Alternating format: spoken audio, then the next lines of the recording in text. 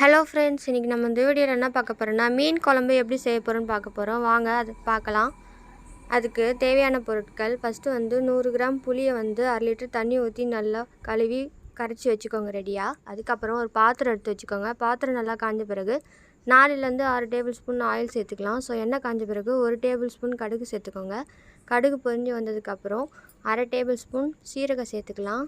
அதுவும் நல்லா பொரிஞ்சு வந்ததுக்கப்புறம் 1/2 டேபிள் ஸ்பூன் வெந்தயம் சேர்த்துக்கலாம். ஸோ வெந்தயம் ஓரளவுக்கு கலர் சேஞ்ச் ஆனதுக்கப்புறம் நம்ம நறுக்கி வச்சுருந்த 2 வெங்காயம், 2 பச்சை மிளகா, 5லேருந்து 7 பூண்டு நறுக்கினது அப்படியே சேர்த்துக்கோங்க முழுசாக. ஸோ சேர்த்து நல்லா வதக்கிக்கோங்க கரண்டி வச்சு. கொஞ்சமாக கருவேப்பிலை சேர்த்துக்கலாம். அதுக்கப்புறமா 1 டேபிள் ஸ்பூன் சால்ட் உப்பு சேர்த்துக்கலாம். ஸோ சீக்கிரமாக வதங்கிறதுக்கு கொஞ்சம் ஈஸியாக இருக்கும்.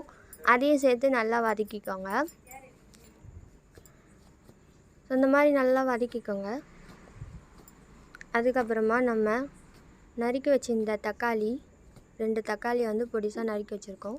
அதையும் சேர்த்துக்கலாம். அதையும் சேர்த்து நல்லா கிளறி விட்டுக்கலாம். அதுக்கப்புறமா 5 டேபிள் ஸ்பூன் குழம்பு மிளகாத்தூள் சேர்த்துக்கலாம்.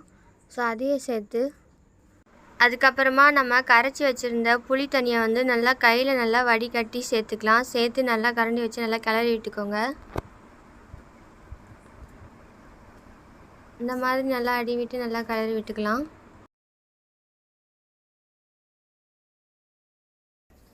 அரை டேபிள் ஸ்பூன் மஞ்சத்தூள் சேர்த்துக்கோங்க.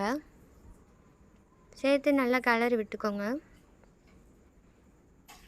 ஸோ இந்த மாதிரி நல்லா கிளறி விட்டுக்கலாம். அதுக்கப்புறமா குழம்பு நல்லா கொதி வந்ததுக்கப்புறம் நல்லா பபிள்ஸ் மாதிரி நல்லா கொதி வந்ததுக்கப்புறம் இந்த மாதிரி எண்ணெய் பிரிஞ்சு வந்ததுக்கப்புறம் நம்ம கழுவி வச்சுருந்த மீனை நம்ம சேர்த்துக்கலாம். சேர்த்து நல்லா அடி விட்டு கிளறி விட்டுக்கலாம். ஸோ மீன் வேகிறதுக்கு தட்டு போட்டு ஸ்டவ்வை மீடியம் ஃப்ளேமில் மூடி வச்சு நம்ம வேக வச்சுக்கலாம். அவ்வளோதான். இந்த மாதிரி நல்லா வெந்து வந்துடும். நம்ம ஸ்டவ்வை மீடியம் ஃப்ளேமில் வச்சு தான் நம்ம மூடி வச்சு மீன் குழம்பு ரெடி பண்ணணும். ஸோ இல்லைன்னா மீன் கரைஞ்சிடும். அவ்வளோதான் ஃப்ரெண்ட்ஸ், மீன் குழம்பு ரெடி ஆகிடுச்சு.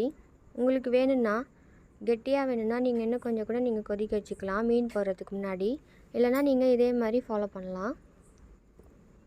ஸோ மீன் குழம்பு மட்டும் நம்ம எப்போவுமே ஸ்டவ்வை மீடியம் ஃப்ளேமில் வச்சு தான் நம்ம செய்யணும். இல்லைனா மீன் ரொம்ப வெந்துடும். ஸோ அவ்வளோதான் ஃப்ரெண்ட்ஸ், மீன் குழம்பு ரெடி ஆகிடுச்சு. இந்த வீடியோ பிடிச்சிருந்தா லைக் பண்ணுங்கள், ஷேர் பண்ணுங்கள், கமெண்ட் பண்ணுங்கள். மறக்காமல் சப்ஸ்கிரைப் பண்ணிடுங்க. தேங்க்யூ.